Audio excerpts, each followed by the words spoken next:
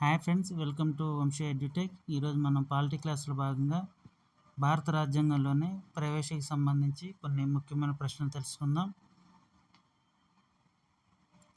ప్రవేశికను రాజ్యాంగ సభ ఎప్పుడు ఆమోదించింది? ఆప్షన్ ఏబిసిడీల కింద ఇవ్వబడ్డాయి. ఈ 4 ఆప్షన్లు కూడా ప్రవేశికకు సంబంధించి రిలేటెడ్గా ఒక్కోదానికి ఒక్కో ఇంపార్టెన్స్ ఉందన్నమాట. వీటి గురించి నేను డీప్గా ఎక్స్ప్లెయిన్ చేస్తాను, జాగ్రత్తగా వినండి ఫ్రెండ్స్. రాజ్యాంగ పరిషత్ మొదటి సమావేశం 9 డిసెంబర్ 1946లో జరిగిందనమాట. మొదటి సమావేశానికి డాక్టర్ సచ్చిదానంద సిన్హా అధ్యక్షత వహించాడు.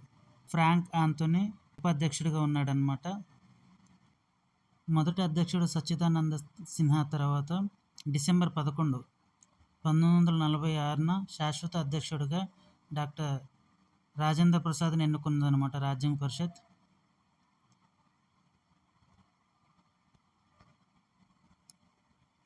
సి 13 డిసెంబర్ 1946 జవహర్లాల్ నెహ్రూ ప్రవేశికను డిసెంబర్ 13, 1946న రాజ్యాంగ పరిషత్తులో ప్రవేశపెట్టాడనమాట. మన క్వశ్చన్కి కరెక్ట్ ఆన్సర్ సి. అయితే 22 జనవరి 1947 కూడా ప్రవేశికి సంబంధించింది. రాజ్యాంగ పరిషత్తులో జవహర్లాల్ నెహ్రూ గారు డిసెంబర్ 13న ప్రవేశపెడితే రాజ్యాంగ పరిషత్తు జనవరి 22, 1947లో దీన్ని రాజ్యాంగ పరిషత్ ప్రవేశికను ఆమోదించిందనమాట. ప్రవేశికను ఏ దేశ రాజ్యాంగం నుండి గ్రహించారు? ఇక్కడ ఇవ్వబడ్డ 4 ఆప్షన్ల నుండి కూడా భారతదేశ వివిధ అంశాలను భారత రాజ్యాంగంలోకి తీసుకున్నారనమాట. అయితే ప్రవేశిక అన్నదాన్ని ఏ రాజ్యాంగం నుండి గ్రహించారంటే కరెక్ట్ ఆన్సర్ యుఎస్ఏ, అమెరికా నుండి మనం ప్రవేశిక అనే భావన తీసుకున్నాం అనమాట. అయితే రష్యా నుండి కూడా మనం ప్రాథమిక విధులు, అమెరికా నుండి ప్రవేశిక ఒక్కటే కాకుండా స్వతంత్ర న్యాయ వ్యవస్థ, ప్రాథమిక హక్కులు, రాష్ట్రపతి తొలగింపు, ఉపరాష్ట్రపతి ఎన్నిక, ప్రజా ప్రయోజనాల వ్యాద్యం, హైకోర్టు, సుప్రీంకోర్టు, ఇలాంటి విషయాలన్నీ మనం యుఎస్ఏ నుండి తీసుకున్నాం అనమాట.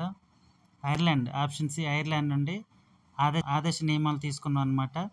అలాగే రాష్ట్రపతి ఎన్నిక, రాష్ట్రపతి రాజ్యసభకు 12 మంది సభ్యులను నామినేట్ చేసే విధానాన్ని మనం ఐర్లాండ్ నుండి తీసుకున్నాం. రాష్ట్రపతి 12 మంది సభ్యులను రాజ్యసభకు ఏ ఆర్టికల్ ప్రకారం నామినేట్ చేస్తారంటే ఆర్టికల్ 80 క్లాస్ 3 అన్నమాట.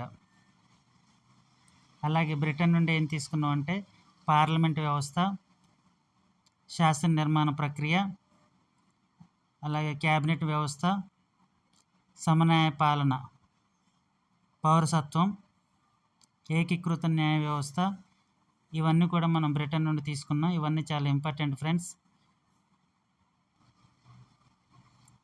ప్రవేశికను మొదటిసారి ఎప్పుడు సవరించారు? ప్రవేశికను ఇప్పటి వరకు ఒకేసారి సవరించారనమాట. అది కూడా 1976 42వ రాజ్యాంగ సవరణ ద్వారా ప్రవేశికను సవరించారనమాట. దీని ద్వారా ప్రవేశికకు సౌమ్యవాద,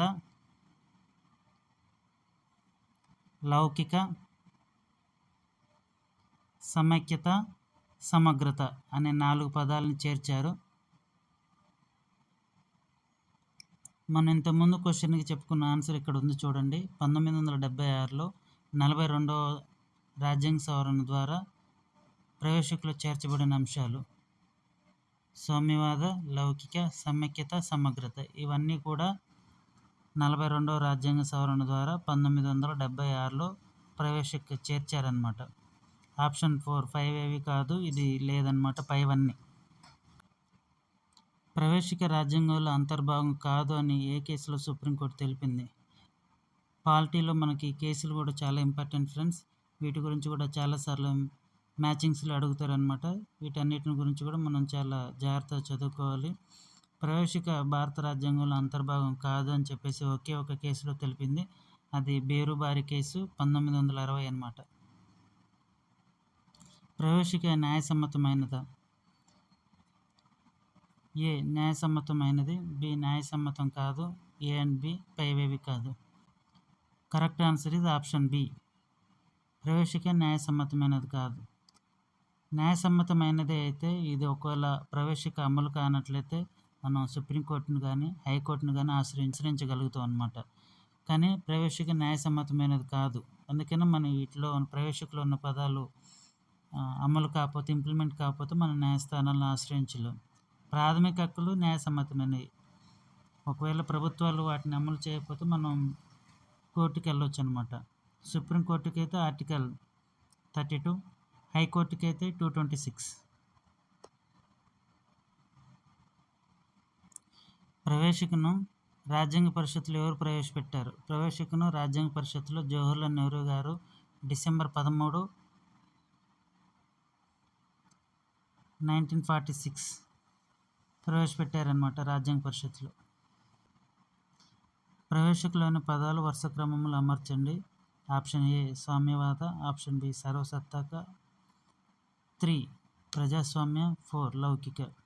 ఈ పదాల వరుస క్రమాన్ని కూడా మనం కాంపిటేటివ్ ఎగ్జామ్స్లో సీక్వెన్స్లో అమర్చండి అని చెప్పేసి చాలాసార్లు క్వశ్చన్లు అడిగాడు. ఆ సీక్వెన్స్ కూడా మనకు చాలా ఇంపార్టెంట్.